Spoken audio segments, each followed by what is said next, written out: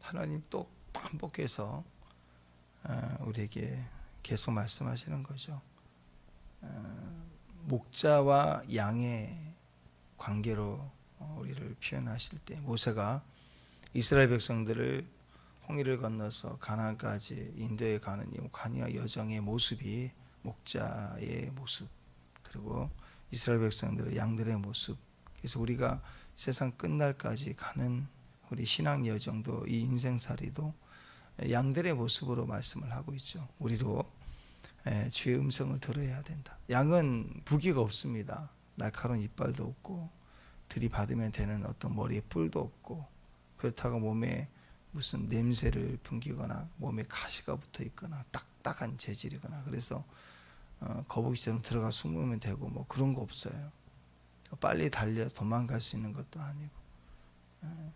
근데 이 양이 상존할 수 있는 유일한 무기는 자기에게는 없고 외부적으로 있죠. 그것은 목자의 음성을 듣는 겁니다. 그렇게 만들어졌어요. 그래서 하나님 백성들에게 있어서 무기는 우리의 지혜, 능력, 힘, 재력 그런 게 아닙니다. 또 우리에게서 없기 때문에 우리가 돈을 좀 모아서 그 돈의 힘으로 무기를 사고 무장을 하고 견고한 성을 또 짓고 만들고, 그래서 우리가 안녕할 수 있는 게 절대 아니라는 거죠. 그거 아무것도 아니다. 그거 다 파괴된다. 그런 거예요. 우리에게 절대적인 무기가 있다. 그러면 이 마지막 끝날까지 우리의 안전이 되는 것은 음성을 듣는 것밖에 없습니다. 결국 이 이스라엘이 이제 그 우상 숭배로 결국 멸망하잖아요. 근데 그것은 교만이었어요. 그것은 시작부터가 뭐였냐? 듣지 않았어요. 듣지 않았다. 그래서 듣는 태도, 듣는 습관이 중요합니다. 그것은 훈련이 되어져야 돼요. 듣는다는 것은 훈련이 되어져야 돼요. 깊어져야 됩니다. 그래서 이것은 많은 시간 동안 이 육신적인 귀로 듣는 게 아니고 중심에서 듣고 가진 것으로 듣죠. 내가 뭔가를 가지고 있어야 들려요. 그래서 어떤 분야의 지식도 내 안에 들어와서 내 안에 어떤 지식, 전문 지식을 가질수록 그런 말들이 들려요. 근데 전문 지식이 있지 않으면 안 들려요. 그러니까 우리의 신앙을 가졌다 할 때 내 삶의 여러 환경들을 지나오면서 말씀의 소리가 다 지나가 흔적이 많을수록 성경의 구절구절 단어 하나가 더 깊이 들리는 거죠. 근데 그렇지 않으면 설교식에 앉아 있어도 듣긴 듣는데 그게 뭔 소린가 잘 안 들려요. 도덕적인 거나 예화나 이런 것만 남지 그 음성을 듣는 깊은 주님의 마음이 들리지 않는 거예요. 그래서 듣는다는 것은 우리의 훈련과 습관이 돼야 되고 그런 태도가 중요하다라는 것입니다. 2절에 보면은 이 문자 2절 한번 읽읍시다. 2절 시작.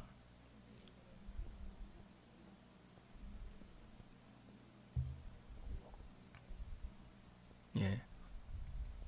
여기 보니까 너와 내 신하와 뭐 이렇게 나오죠. 내 백성 이렇게 나오잖아요. 그러니까 너 그랬잖아요. 왕이에요. 왕도 들어라. 신하들도 들어라. 네 백성들도 다 들어야 한다. 하나님의 말씀은 현재 내 생각과 내 마음과 다를 때가 많지요.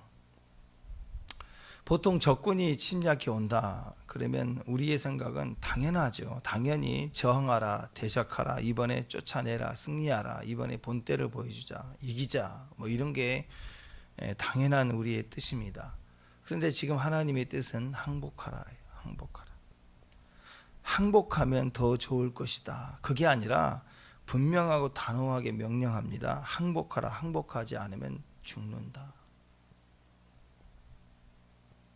4절 5절 보면 4절에 보면 너희가 참으로 이 말을 준행하면 그랬죠. 준행하면. 그러나 5절에 보니까 너희가 이 말을 듣지 아니하면, 그러니까 들으면 듣지 아니하면 해서 산다 죽는다 이렇게 나와요. 죽고 사는 길을 얘기하고 있어요. 생명의 길과 사망의 길을 얘기하고 있어요. 21장에서도 이어지는 거죠. 지금 계속 이어지는 말씀이잖아요. 21장 어제 말씀 보시 8절 9절 보면은 그렇죠. 8절 9절 보면 여호와께서 말씀하시되 보라 너희 앞에 생명의 길 사망의 길을 두었다. 이 백성에게 너는 전하라 하면서 이 성읍에 사는 자는 칼과 이 성읍에 살면 항복하지 않으면 칼, 기근, 전염병 그리고 너희를 이어선 갈대아에 내가 행복하는 자는 살 것이나 그 목숨은 전리품과 같다. 그러니까 생명과 사망의 법이 있다. 길이 있다. 항복하지 않고 있으면 칼, 기근, 전염병 이게 재난 3종 세트거든요. 이 세 가지가 겹쳐요. 이거 견딜 수가 없는 거예요. 다 당하고 죽을 것이다. 이게 사망의 길이에요. 사망의 길. 근데 항복하면 산다. 항복하면 그의 목숨은 전리품과 같다. 전리품 같다는 거예요. 적어도 너는 목숨만은 구한다. 전쟁에서 이기면 이긴 쪽이 정복한 쪽에 그 전리품을 취해서 가져가잖아요. 그러니까 전리품을 죽이는 건 아니잖아요. 그죠? 목숨만은 건질 수 있다. 우리가 늘 영화 같은 데서 얘기 나오잖아. 항복하라. 그럼 목숨만을 살려주겠다. 그러잖아요. 그러면 이게 안 된다 싶으면 항복을 해야죠. 항복을 하면 목숨은 건져서 가는 거예요. 생명의 길이에요. 살 수 있는 길이에요. 근데 항복하지 않으면 적군에 대해서 죽는 칼 정도가 아닙니다. 기근도 온대요. 그리고 전염병도 온대요. 여기서 살아날 수가 없는 거예요. 도저히. 특히 전염병 뭐 기근도 그렇지만 기근, 전염병 다 이번에 코로나 이 팬데믹도 그랬어요. 갑작스러운 재난 사고 마찬가지입니다. 그것은 그냥 환경 탓이다. 뭐 철근 빼먹어서 그렇다. 나쁜 놈들이 있어서 그렇다. 공무원 때문이다. 뭐 대통령 문제다. 뭐 그렇게 접근하면 안 돼요. 그렇게 접근할수록 입이 자꾸 싸구려가 되거든요. 그런 이유들도 있겠죠. 전혀 없을 수는 없을 거예요. 또 책임자라면 뭐 성실히 했다 할지라도 책임을 져야 될 그 의무가 있는 거 아니에요? 그렇죠? 근데 믿는 사람들은 이때 그래서 그런 환경적 탓을 하는 게 아닙니다. 믿는 사람들은 이것을 하나님 관점으로 자꾸 보려고 해야 돼요. 큐티를 해야 돼요. 성경에서의 전염병은 거의 100% 환경의 이유가 아니라 항상 하나님의 심판의 성격을 가졌습니다. 기근이 왔다. 비가 내리지 않는다. 그 다음에 전염병이 돌았다. 이런 것들은 또 전쟁이다. 이스라엘이 전쟁이 일어났다. 그런 부분들은 대부분 심판의 성격을 가진 겁니다. 하나님의 심판적 의미가 있다라고 생각을 일단 하고 그것을 그러면 영적으로 자꾸 이해해 보려고 해야 한다는 거예요. 전염병이 있을 때, 재난 사고를 당할 때, 어려운 일이 갑자기 있을 때 그때 성도는 내가 하나님 앞에 온전히 설 것인가, 어떻게 해야 온전히 설 것인가, 이것을 살피고 돌이킬 수 있어야 합니다. 내가 아직 듣지 못하고 있는 게 있는가, 내가 듣지 않고 아직 고집 피우고 있는 게 있는가 하고 스스로 살펴서 회개를 이루어야 돼. 회개. 저항하는 자는 죽는다, 항복하는 자는 산다. 이 단순한 걸 계속 말씀해 주는데 몰라요. 이것은 저항하는 것은 자존심, 민족 자존심 구기는 거고 매국노다. 자기 생각이 그렇다고요. 그거 애국자고, 뭐 항복하는 자는 매국노고, 저항하는 자는 애국자고, 독립운동가고, 뭐 그런 거 그렇게 자꾸 끌고 가려고 그래 인간이. 아니라니까. 하나님은 그 내면의 그 이유가 죄이기 때문에, 하나님 앞에 징계이기 때문에 하나님이 치시는 거예요. 그러니까 항복하라는 거죠. 그 말은 고집이에요. 고집. 나를 꺾어야 된다. 꺾어야 산다. 항복이 문제가 아니라 꺾는 거죠. 대적과의 문제가 아니라 나를 꺾는 거의 문제예요. 내 마음과 내 생각이 달라도 이 말을 준행하면, 그래요. 이 말을 준행하면 왕도 들어라, 신하들도 들어라, 백성들도 다 들어야 한다. 그래야 산다. 그 얘기예요. 지금 하나님 말씀이 우리에게 지금 낮아져라. 그러면 낮아지는 거예요. 지금 손해 봐라. 그러면 손해 보는 거예요. 수고해라. 그럼 수고해야 되는 거야. 너 초라해져라.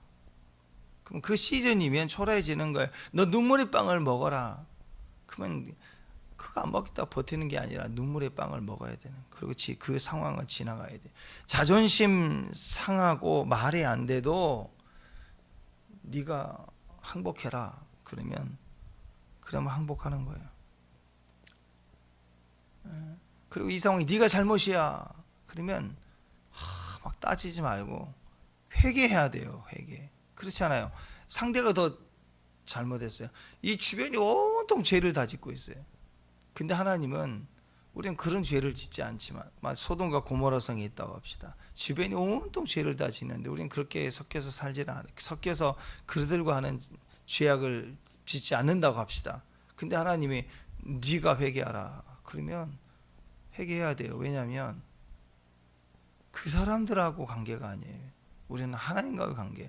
하나님 눈동자 앞에서 회개할 게 없는 의인이 있나요? 그래서 남 얘기가 아니라고요. 나에게 하시는 말씀이에요. 그래서 네가 잘못이다. 그러면 회개해야 하는 거예요. 네가 먼저 용서를 구하라. 그러면 따지지 말라고 해. 제가 더 잘못했는데요. 그게 아니라 용서하고 가서 용서를 구하며 내가 먼저 화해하는 거예요. 내 뜻은 그게 아니거든요. 난 잘못한 게 없는데 왜 내가? 이건 옳지 않아요. 그럴 수는 없잖아요. 이것은요, 저항하고 있는 거예요. 그 사람과 비교를 말하는 것 같지만 하나님에 대해서는 저항하고 있는 거예요. 왜? 하나님이 네가 잘못이다 했는데, 하나님 지금 네가 먼저 용서를 구하라 했는데, 하나님 관계에 대해서 지금 거역하고 있는 거예요. 내가 판단하고 있거든요. 내가 선악과예요. 이게 옳다라고. 하나님 잘못됐다고. 저 사람도 악하다고. 그 얘기를 하고 있다고요. 그러니까 이게 뭐예요? 다 십자가입니다. 십자가. 자, 예수님께서 십자가에 지시겠다고 하시니까 베드로가 나서 가지고 마태복음 16장 22절을 보면 베드로가 예수를 붙들고 항변하여 이르되 주여 그리 마옵소서 이 일이 결코 주께 미치지 아니하리이다. 그랬어요. 자, 예수님을 붙들고 항변하여 영어로는 리북 뭐예요? 비난하고 책망했다. 예수님을 책망했어요. 십자가 지겠다고 하니까 책망을 했다고. 그러면서 아닙니다. 주여 그리 마옵소서. 이 일이 결코 주께 미치지 아니리라.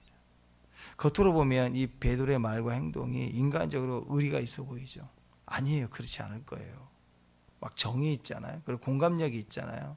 내가 십자가에 오를 거다 그랬더니 아니에요. 그리 마옵소서. 약간 의리가 있죠. 함께하는 마음이 느껴지잖아요.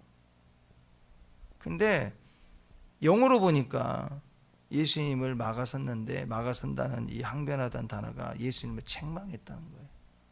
단호하게 책망하며 영적으로 보니까 이것은 하나님 뜻대로 그렇게 안 하겠다라는 거예요. 그렇게 해서는 안 된다라고 저항하고 있는 거예요. 심지어 예수님을 비난하고 책망하면서 이 일이 결코 주께 미치지 아니하리이다. 이거 누구 뜻이에요? 예수님 십자가로 올라가야 되는데 절대 올라가서 안 된다라고 막아서요. 누구 뜻이에요? 마귀 뜻이잖아요. 자기도 모르게 인간적으로 우리가 남이가 하는 인간적 반응 속에 뭐가 역사하냐면 사탄이 역사하고 있는 거예요. 사탄의 생각이 그대로 전이된다고. 그러니까 나는 옳은 거라고. 뭐 주님이 십자가 올라가 죽으신다 그런데 외면하고 그러신다고 반응 없고 하는 것보다 더 의리가 있어 보이잖아요. 한편인 것처럼 느껴지고 잘하는 것처럼 당연히 그래야 더 맞는 게 아닌가 생각이 들잖아요. 인간적으로 보면 어떻게 성전이 회파돼요?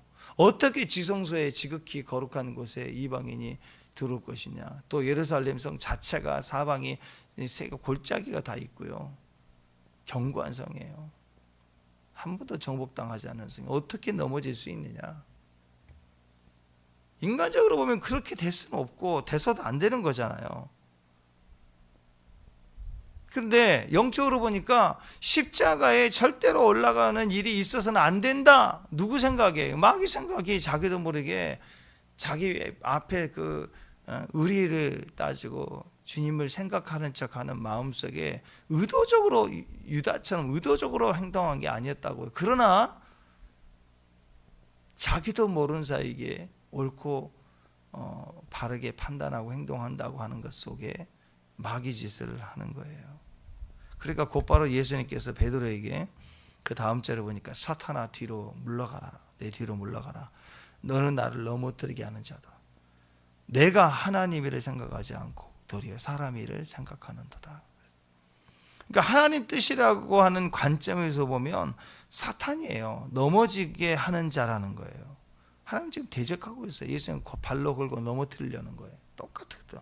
예수님 입장에서는 그 성령을 받고 광야에 줄이실 때 40일 동안 줄이실 때 마귀 시험 당할 때 마귀가 와서 넘어뜨리려고 하는 것과 똑같은 거예요. 지금 예수님 마지막 십자가 지려고 하니까 또 마귀가 공격해 오는데 그때 똑같은 일을 하더라는 거예요.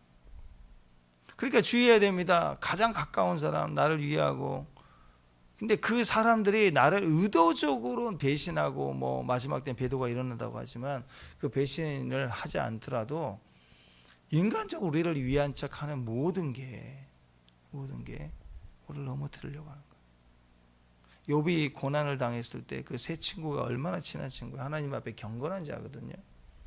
욥을 괴롭혀야지 하고 찾아온 게 아니에요.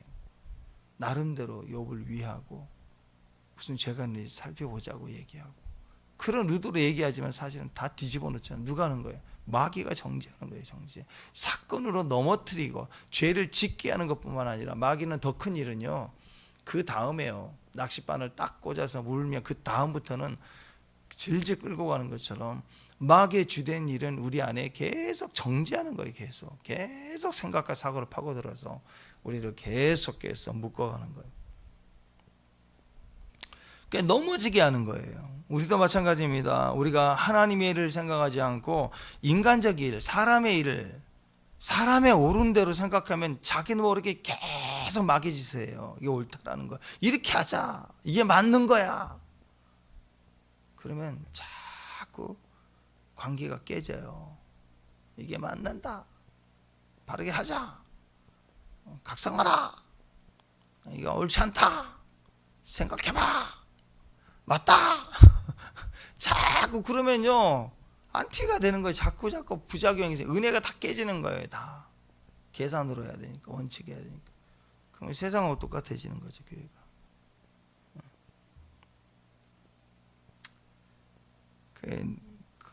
그러니까 나는 옳다. 나는 바르다. 나는 옳다고 해도 그것이 영어로 보면 너는 나를 넘어뜨리게 하는 자로다라고 하고 있는 거예요. 지금 사도 바울도 그랬잖아요. 사울이었을 때 그가 교회를 핍박하는 이유가 뭐였어요? 하나님의 영광을 위해서 한다. 예수쟁이들은 이단이라고 생각했던 거예요. 그래서 이 하나님의 질서를 깨뜨린 저것들은 아주 다 죽여야 된다. 진멸해야 된다. 그런 생각으로 막 잡아다가 죽이는 일에 앞장섰다고요. 근데 그는 옳은 대로 행한 거예요. 옳은 대로. 근데 자기도 모르게 교회를 핍박하고 예수님을 박해하는 마귀 짓을 하고 있는 거예요. 예수님을 고통스럽게 했단 말이에요. 하나님이 항복하라고 하면 항복해야 됩니다. 회개하라 그러면 하나님과 관계지 다른 사람에 대한 나가 아니라고요. 하나님 앞에 있는 나 그거예요. 그래서 회개하라는 거예요. 항복하라는 거죠. 십자가를 지라 무슨 뜻입니까? 나를 꺾으라는 거예요. 십자가를 지라 그 말은 억울한 자리거든. 예수님 무슨 죄가 있어 십자가를 가요? 대신 지는 죄잖아요. 죄를 짊어지는 거잖아요. 내 죄가 아닌 거예요. 당연히 억울한 거죠. 인간적으로 보면 억울한 거예요. 고통스러운 거예요. 근데 의를 위해서는 나를 꺾는 거예요. 억울해도 가는 거예요. 나라는 자아를 죽이는 거죠. 낮아지라는 말입니다. 내 생각과 내 마음, 내 감정을 부인하라는 거예요. 욱하고 올라오는 걸 꺾으라는 말이에요. 그거 주장하지 말라고요. 그게 옳다라고 얘기하지 말라고요. 그 신앙 없는 거예요. 바른 교육하는 거. 바른 교육하는 거. 무슨 교회에 무슨 바른 교육이 있어요? 하나님의 그 허락하시는 고난이라면 받아들이는 거예요. 그런데 옳고 그름으로 가면 내가 억울한 걸 왜 져야 돼? 짐을 바르게 해야죠. 가성비 있게 해야죠. 미련하게 하면 안 된다는 거죠. 근데 아니라는 거예요. 그냥 항복하는 거예요. 낮아지는 거예요. 그러니까 기억해야 됩니다. 십자가로 가라는 이유는 죽으라는 거잖아. 억울하라는 거죠. 도저히 하기 싫은 거잖아요. 그죠? 그냥 고난도 싫은데, 내가 지은 죄로 당한 심판도 받는 것이 두렵고 힘든데, 내 죄가 아닌 죄를 뒤집어쓰고 억울한데 내가 잘못했다고 먼저 사과해야 되고 가는 이 십자가의 길이 쉽겠냐고요. 그러나 십자가가 반드시 있어야 그 다음에 부활이 있어요. 십자가는 끝이 아니에요. 죽는 길, 억울한 길이 끝이 아니라고. 항복해서 포로로 끌려가는 게 끝이 아니라고요. 포로로 끌려가야 돌아온다는 거예요. 그런데 십자가 지지 않으면 지금 죽는다는 거예요. 여기서 끝나는 거예요. 우리가 지금 십자가를 붙들지 않으면, 지금 예수님을 믿지 않으면 여기서 끝나는 거예요. 지옥 가는 거예요. 영원히. 근데 십자가를 붙들고 예수님을 붙들고 예수님을 영접하고 내 자아를 부인한 길을 계속 선택하는 것은, 내가 죽는 것 같지만, 전리품 같은 취급을 당한 것 같지만 나를 살리는 길이에요. 그 다음에 그 십자가의 길은 그 다음에 우리를 부활하게 하는 길이 되는 거예요. 그러니까 하나님께서 십자가를 지라고 유다 백성들에게 말씀하시는 것은, 하나님이 바벨을 통해서 예루살렘을 치면 저항하지 말고 항복해서 포로로 끌려가라, 그 말이에요. 그래서 4절 다시 4절 시작. 너희가 참으로 이 말을 준행하면 다윗의 왕위에 앉을 왕들, 신하들, 백성이 병거와 말을 타고 이 집 문으로 들어오게 되리라. 그냥 겨우 이렇게 들어온 게 아니에요. 출애굽 때도 전리품을 가지고 들어왔지만 그런 의미가 아니라, 아니 왕이, 신하가 그대로 복원이 돼가지고 백성과 병거와 말이에요. 초라하게 오는 게 아니라고요. 전적이 나갔다 승리하고 들어오는 그런 민족의 행동이 이렇게 일어나서 다시 돌아온대요. 다시 이 집 문으로 들어오게 되리라. 항복하면 죽고 망하는 것이 아니라 번영과 왕조가 존속이 돼가지고 다시 돌아오게 될 것이라는 거예요. 그러니까 억울한 길은요, 그 보상이 부활이라니까요. 그러니까 억울한 걸 참으면 나를 인정해 주시는 거, 그런 게 아니라니까요. 억울한 십자가를 지면 어떻게 되는 줄 아세요? 나중에 좋아질 거야가 아닙니다. 억울한 것을 선택하고 억울하게 십자가를 붙들면 억울해서 죽어버리는 거예요. 더 억울해진다니까. 여러분, 억울하게 하는 자에게 내가 더 잘못했다고 얘기하면 그 사람 어머 내가 더 부끄러운데 미안해요, 그럴 것 같아요? 거봐, 이제 진짜 웃겨요, 적반하장한테. 아니, 겨우 주의 말씀 듣고 진짜 다시는 상종 안 하리라, 그런 마음으로 가서 미안하다고 그렇게 얘기하고 사과를 하면, 어머 죄송해요, 나도 그랬는데, 이럴 것 같죠? 자기도 안다고. 자기가 과하고 저 사람 잘못 없다는 거 알아. 자기가 소문내고 나쁘게 했다는 거 다 알면서도 사과하면 어떻게 한 줄 아세요? 밥 걸렸다 이거야. 이제 거봐. 그리고 그 다음날 소문 다 납니다. 거봐, 내 말이 맞지? 제가 잘못해놓고 지금까지 이런, 그리고 나한테 어제 사과했어. 소문 다 나 있어요. 난 나쁜 놈 돼 있는 거예요. 그리고 계속 나쁜 놈 돼야 돼요. 억울해도 끝까지 그렇게 가는 거예요. 한경직 목사님, 너무 존경스러운 분이.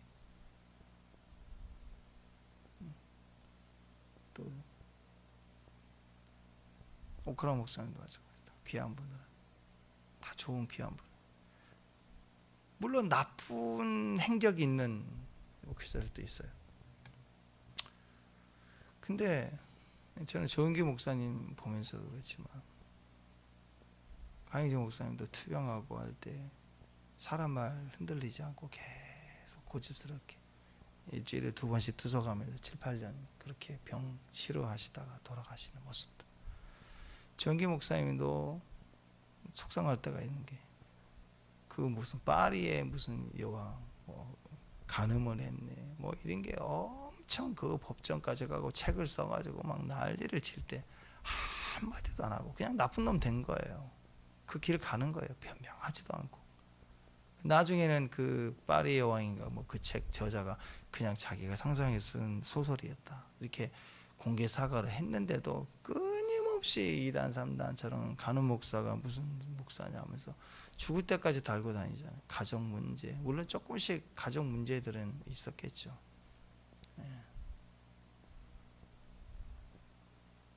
우리가 아는 그런 것들 있잖아요. 세속인네 뭐.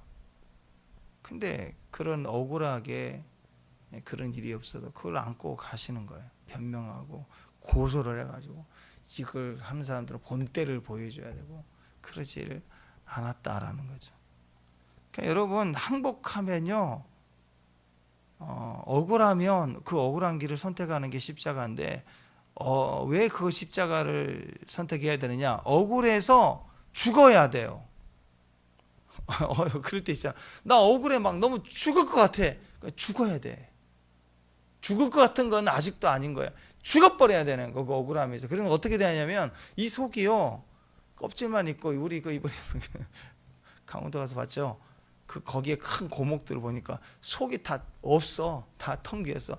더 이상 썩을 게 없고 더 이상 억울할 것도 없어. 억울할 게 아무것도 없어. 아무리 억울하게 해도 억울하게 없네. 없어. 거기에 그 무슨 나무나 자세히 보지는 않았는데 그 나무 하나 있더만요. 거기 통 안에 그 나무 속 텅 빈 겉만 있는 나무에 들어가면 구멍에서 빛이 보인다고 그러는데 가보진 않았는데 그런 속에 그런 나무에 들어가면요, 속이 없는 사람 옆에 가 있으면 그 사람 앞에 있으면 그 사람 품에 탁 안기면요 빛이 보인다고. 빛이.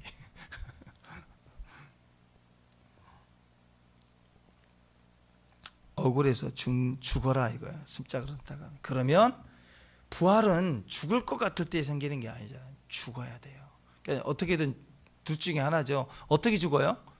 항복하지 않고 고집 피우다가 칼에 죽고 기근에 죽고 질병에 죽고 그렇게 죽고 끝이냐, 아니면 십자가 선택해서 죽느냐 이거예요. 죽느냐. 어차피 죽어야 돼. 근데 십자가로 죽으면, 억울해서 죽으면 부활에 있더라는 거예요. 부활. 의인의 부활. 그러니까 돌아오기 위해서는 어떻게 돌아오느냐? 왕이 존속되고 번영해서 돌아오기 위해서는 내려옴이 지금 필요해요. 십자가로 올라감이 필요해요. 모든 것을 내려놓고 꺾어야 되는 것이 필요하다는 거죠. 부활하기 위해서는 반드시 십자가로 가야 되고 죽음이 필요하다는 것입니다.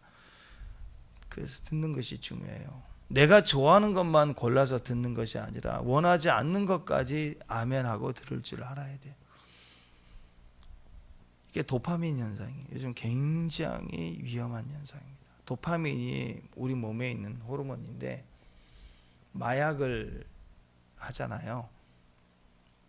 술도 중독이 빠지면 그래요. 자, 근데 마약을 하게 되면 마약 그 성분이 우리를 파괴하는 것보다는요, 더 무서운 건 마약을 할 때 우리 몸에 나타나는 도파민이에요. 이게 우리를 환각증상을 만들어내고 중독되게 해요. 이게 즐거움이거든. 즐거움. 마약을 왜 하느냐? 마약을 할 때 우리 안에 상상할 수 없는 즐거움이 생기니까. 근데 그게 계속 분출돼요. 한번 생각해 보세요. 우리가 그 이렇게 엔돌핀이 돈다고 그러잖아요. 기쁘다 그러면 엔돌핀이, 감사하다 다이돌핀, 면역 세포를 좋아하게 하고. 근데 이런 좋은 호르몬이 계속 나오지 않잖아요. 축복합니다. 아니 물론 여러분 영 안에서 기뻐하고 막 할 때 하루 종일 호호호호호호 막 가만히 어머어머어머 호호호호 히히히히 그럴 수 있어요, 영 안에서. 근데 그게 매 365일 내내 그러나요? 성령 임재가 있을 때 잠깐 그러잖아, 그죠? 그러니까 도파민은요, 마약을 하면 그 즐거움이 계속 유지돼. 그러니까 깨고 나면 너무 허전하는 거예요. 그 즐거움을 또 따라가는 거예요. 그래서 마약을 중독이 돼버리면 이 호르몬 없이는 살 수가 없는 거예요. 근데 이 도파민이 지금 심각하게 마약을 안 하는데도 엄청나게 생기는 거예요, 우리 안에. 언제? 유튜브 통해서. 유튜브. 그 뇌과학자가 그걸 조사를 했어요. 연구를 했더니 유튜브에서 이렇게 쭉 영화 한 편 보고 드라마를 보고 뉴스를 보고 할 때는 안 나온대요. 약간 잠깐 반응하고 평소에 우리가 웃고 즐거워하는 것 좀 그런 정도. 근데 짧게 보는 거 있잖아요. 짧게 쇼트, 짧게 몇 초 사이에 막 재밌게 하는 거, 재미도 막 스킵.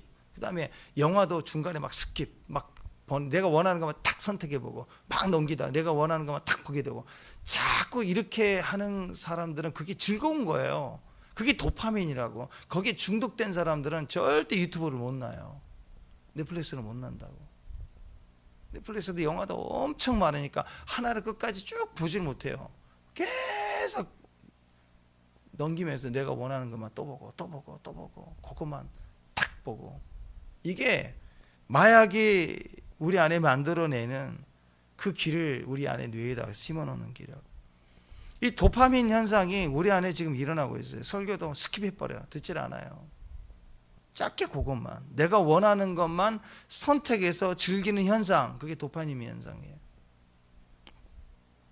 이게 마약 현상 똑같습니다. 이게 박살나야 됩니다. 우상숭배가 그런 거거든요. 신앙은 쭉 가는 거예요. 신명기에서부터 말씀이 쭉 가는 거예요. 근데 우상은 신이 많아요. 내가 원하는 모양을 선택할 수 있어요.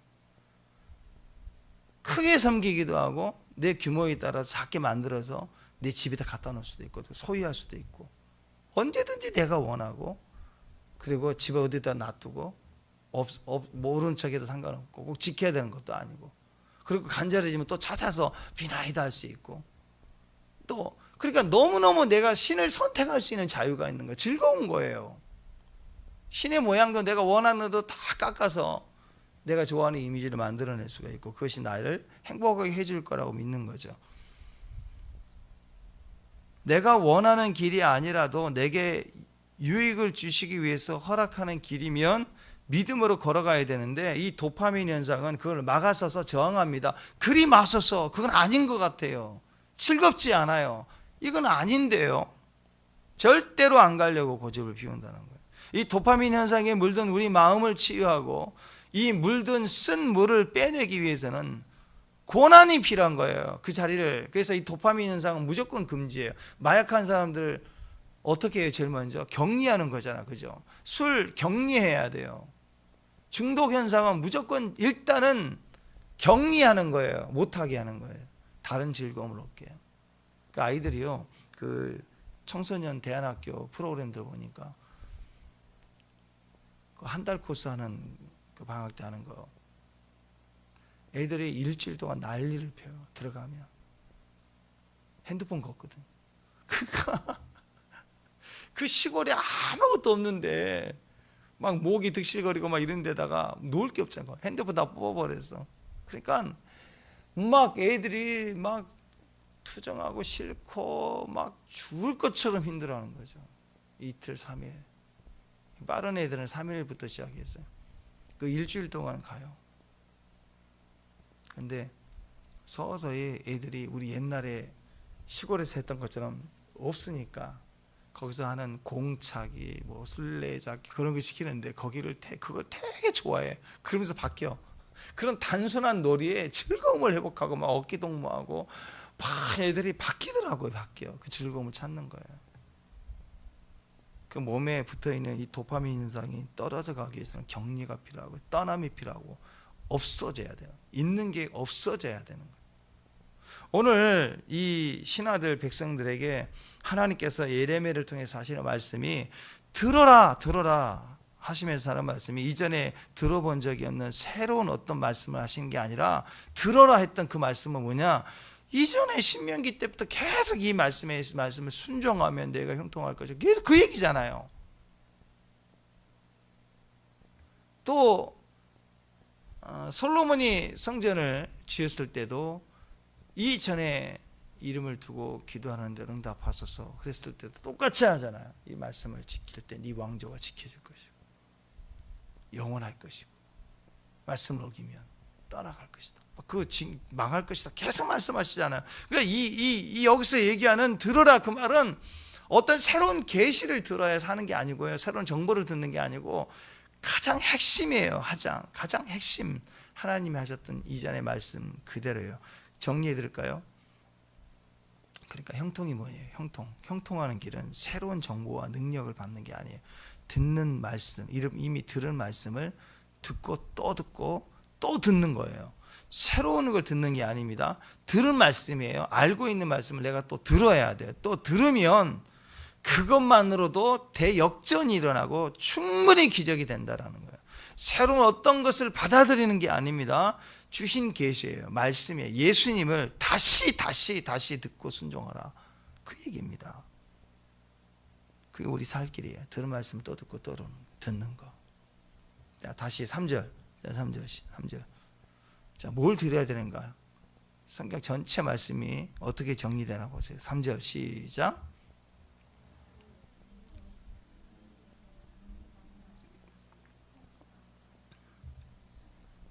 이방인과 고아와 과부를 압제하거나 학대하지 말며 이곳에서 무죄한 죄를 피를 흘리지 말라. 보세요. 한마디 뭐예요? 율법 정신에 우리 계속했던 거예요. 공의와 사랑. 하나님 모든 말씀은 십계명에서부터 시작되는데 십계명을 정리하면 공의와 사랑이에요. 우리식으로 표현하면 억울한 자가 없게 하라, 가난한 자가 없게 하라. 그럼 그 얘기를 다시 하는 거예요. 자, 보세요. 너희가 정의와 공의를 행하여 탈취당한 자를 압박하는 자의 손에서 건져내고, 그게 뭐예요? 억울한 자가 없게 하라. 그 다음에 이방인과 고아와 과부를 압제하거나 학대하지 말며 그래서 무죄한 피를 흘리지 말라. 그 고아 과부 학대하는 거, 무죄한 피를 흘리지 말라. 그게 전부 뭐예요? 가난한 자가 없게 하라, 억울한 자가 없게 하라. 지금 계속 반복해서 얘기해서 공의와 사랑을 얘기하고. 그래서 하나님께서는요, 우리를 향한 그분의 사랑은 새로운 어떤 것이 아닙니다. 가난하고 억울한 자를 도와주고 또 배고프면 먹게 하는 것, 그게 바로 하나님의 정신입니다. 율법 정신이에요. 11절 12절이 요시야를 이어 왕이 된 둘째 아들 여호아스를 지적하는 거예요. 둘째 아들이 먼저 왕이 됐으니 얼마나 똑똑했겠어요. 그 여호아스가 3개월만 왕이 되잖아요. 근데 그 3개월 동안 뭐 했느냐, 선왕이었던 아버지 요시아와의 청방대 폐역한 짓을 한 거예요. 그러니까 이 바벨론 입장에서는 여러분이 똑똑한 왕이니까 독립운동할 것 같으니까 3개월 만에 폐위시키고 그 멍청한 형을 갖다가 왕으로 세웠거든요. 그리고 데려갔거든요. 근데 겉으로 보면 그렇게 보이는데 하나님 보시기에는 왜 3개월짜리밖에 안 되느냐, 얘는 3개월 동안 뭐 했냐면 아버지가 해왔던 많은 일을 정반대로 폐역한 짓을 했어요. 하나님은 그냥 두고 보시지 않는 거죠. 그 나중에 짐승처럼 질질 끌려가서 거기서 죽어요. 3개월 동안 난리를 치는 거예요. 그 똑똑이가 머리로 해보겠다는 거 아니에요. 그리고 나서 13절에서 16절 보면 첫째 아들 드디어 여호와김을 이렇게 세워놨더니 그가 또 무슨 짓을 했느냐, 하나님 말씀을 들을 생각을 하지 않고 맨날 거물만 짓다 끝나요. 자기 집 세우고 무슨 다락방 세우고 그러다 왕지 끝나는 거예요. 율법 말씀을 세우는 일은 안 해요. 율법 말씀을 세우는 짓은 안 하고 눈에 보이는 건물 짓고 걷고 집을 짓고 창문 만들고 백향목 가지고 입히고 색도 칠하고. 근데 이제 내일 나올 얘기인데 그러다 망하는 거예요. 그러다가. 그래서 오늘 그 후반절에 보면 백향목, 아름다운 백향목을 찍어 불에 던진다 그래요. 왜? 하나님 준 기회를 뭐 하고 있어요? 그 백성들 노동력 착취해 가지고 지은 거거든요. 그러니까 그거 다 불살라 그래요. 그 똑똑이 좀 나라 아버지, 선왕이었던 훌륭한 아버지를 본받아서 왕이 됐으면 마지막 불꽃을 이어서 나가야 될 그 똑똑이가 하는 짓이 패역한 길이었고, 둘째가 이러고, 그러니까 그 셋째 아들까지, 이 마지막 아들까지 다 이 멸망의 길을 가고 그 손자까지 해서 결국 멸망의 길을 가는 거 아니야. 하나님이 이렇게 마지막에는 또 기회를 주고 또 기회를 주고 또 기회를 주는 거예요. 마치 너 셋 세면 안 돼, 둘 반, 둘의 반의 반, 반의 반 하면서 주님이 또 기회를 계속 주는데도 결국은 망하고 마는 거잖아요. 그죠? 여러분, 들어야 삽니다. 아멘? 들어야 돼. 내 생각을 들으면 안 돼. 이미 말씀했던 율법정신 기준으로 다시 살펴야 돼. 가난한 자가 없게 하라. 억울한 자가 없게 하라. 사명은 뭐예요? 가난한 자를 도와 먹이는 거고, 그 다음에 억울한 자를 친구 되어주고 풀어줄 수 있는 만큼 내가 도움이 되는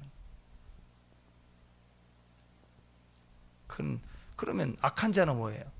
막 남을 억울하게 하는 거예요. 남을 가난하게 하는 거예요. 남에게 손해를 끼치는 거예요. 나를 이익 보는 거예요.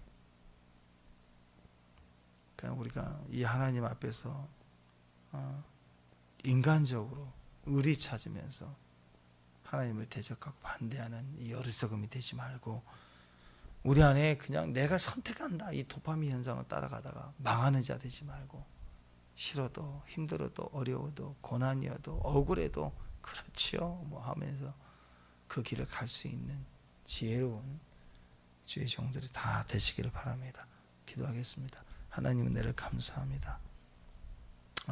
순간 기쁨을 주는 도파민이 아니라 영생의 기쁨을 항상 기뻐하고 자족하고 겸손하고 억울해도 그 길을 갈 주의 종들에게 부활의 큰 영광으로 약속하신 축복으로 하는 축복합니다. 오늘도 복되고 형통할지어다.